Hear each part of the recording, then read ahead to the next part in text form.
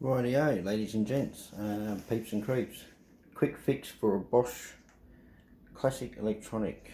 If your dishwasher is doing this, check water. Simple fix, costs you nothing. Turn the system off. Lights are off.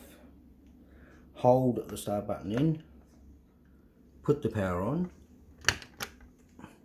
Keep holding the start button and it'll just light a flash.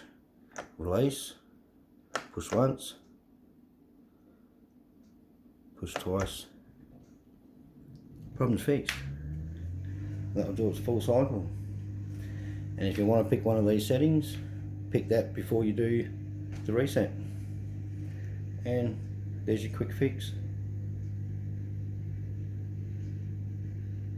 Thanks for watching. Bye.